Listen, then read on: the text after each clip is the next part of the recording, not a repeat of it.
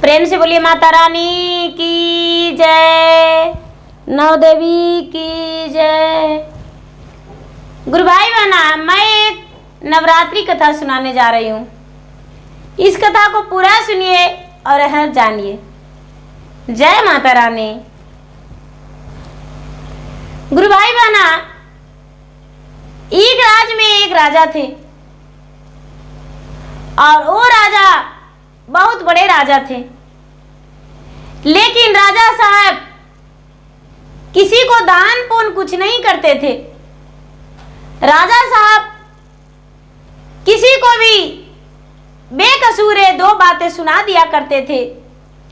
राजा साहब किसी को बारे में कभी कुशल नहीं सोचते थे और बेकसूर को सजा दे दिया करते थे।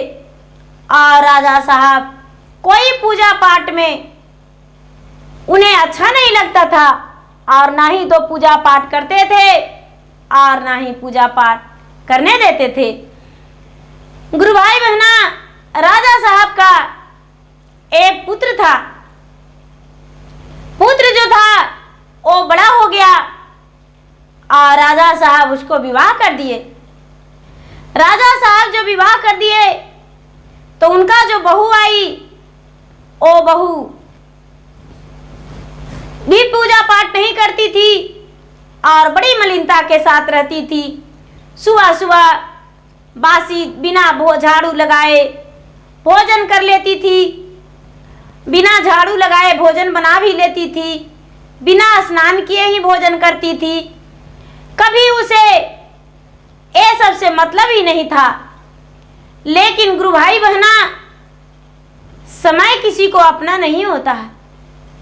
राजा साहब के पास तो अधिक धन था, लेकिन राजा की जो बहू थी वो बहू निसंतान थी। उसका कोई संतान नहीं था। राजा साहब की बहू और बेटे का विवाहित जीवन 12 वर्ष बीत गया था, लेकिन उसका संतान नहीं था। उनका जो बेटा राजकुमार थे अपने पत्नी को बहुत इलाज करवाए, बहुत दिखाए, बहुत सुनाए, लेकिन उनका संतान नहीं हुआ। गुरु भाई बहना, राजा साहब की बेटे और बहू को देखकर कोई भी बोलते अपने मन ही मन, अरे वो निपुती है, वो निसंतान है, उसे देखते ही दिन बिगड़ जाएगा, दिन खराब हो जाएगा। राजा है तो क्या, वो तो निसंतान है, इसका कोई संतान ही नहीं है।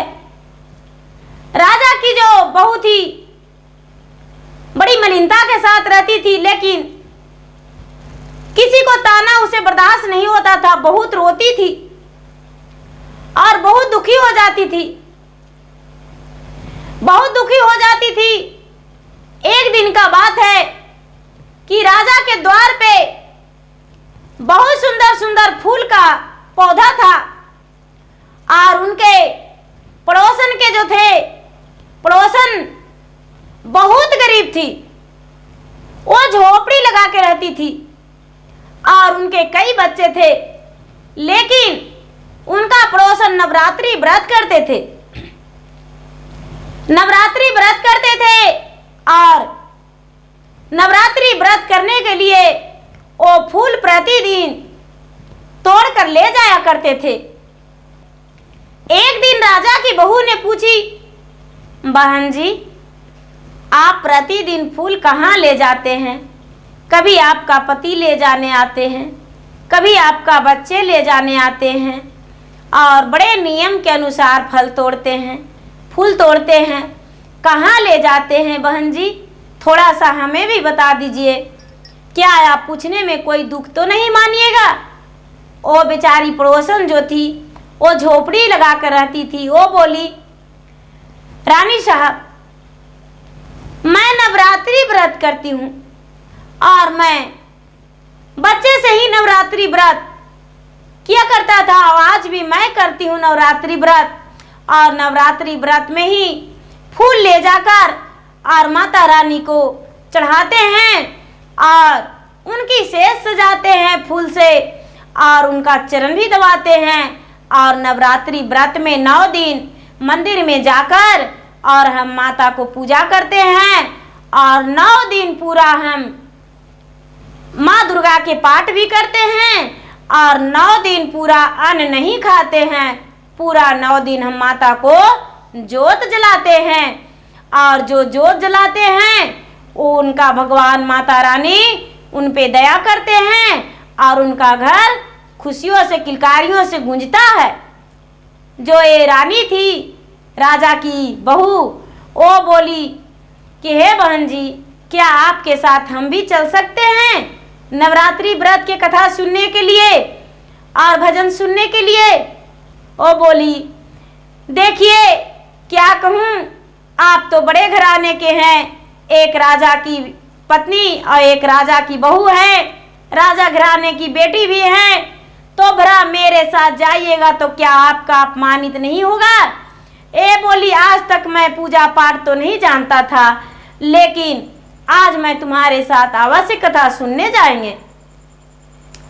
गुरु भाई बहना, ओ राजा की जो बहू थी वो अपने पड़ोसन के साथ चली गई कथा सुनने के लिए और कथा सुनने लगी। कथा सुनने लगी तो उस दिन तीसरा दिन बीत गया था।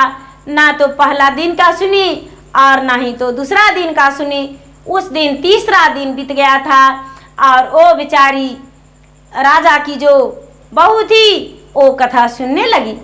जब कथा सुनने लगी और आरती हुआ और आरती हो जाने के बाद जो प्रसादी मिलता है वो प्रसादी लेकर और थोड़ा आधी प्रसादी खाई और आधा प्रसादी लाकर और अपने पति को दे दी। पति ने पूछे, तू कहाँ गई थी? बोली, हे पति देव जी, आप गुस्सा और नाराज नहीं होने के लिए कहिए तो हम आपको बता सकते हैं। बोले कि तू बताओ कहाँ गई थी? बेचारी रानी बोली कि मेरे जो पड़ोसन की हैं उनके साथ मैं मंदिर गया था और उन्होंने नवरात्रि व्रत रखी है और उनके साथ मैं कथा सुनने को लिए गया था। और जो भी माता रानी को उन्होंने बताया कि माता रानी का जो नवरात्रि व्रत करते हैं और कथा सुनते हैं, दूसरों को सुनाते हैं और सच्चे मन से हृदय से पूजा पाठ जो करते हैं, उन्हें भगवान किलकारियों से भर देते हैं, उनके घर में खुशियाँ भर देते हैं। गुरु भाई बहना, जो राजकुमार थे उनका मन भी घूम गया और कहने लगे कि तो ठीक है, प्रतिदिन तुम जाना, स्नान करके जाना और शुद्ध निर्छल मन से जाना। ओ बेचारी जो रानी थी, राजा की बहू, राजकुमार की पत्नी, प्रतिदिन मंदिर जाने लगी और मंदिर में जाकर बैठ के कथा सुनने लगी। जब कथा सुनने लगी, जब 8वां दिन बीत गया तो वो क्या की कि 16 श्रृंगार माता की चुंदरी खरीद के और अपने पड़ोसन के कह दी कि हे बहन जी, मेरे बदले भी माता रानी का चुंदरी चढ़ा दो। मैंने कभी पूजा पाठ तो किया ही नहीं हूँ, लेकिन मेरे बदले आज तू भी कर दो। और माता रानी के वो जो बेचारी पड़ोसन थी वो उनके बदले उनका श्रृंगार चढ़ा दी और पूजा पाठ कर दी। जब 9वीं का दिन हुआ तो हवन सामग्री वो भी मंगवाकर और 9 कन्या का जौनार उनके साथ करवाई। 9 कन्या का जौनार करवाई और जौनार करा के और सुंदर सुंदर वस्त्र 9 कन्या के दे दी।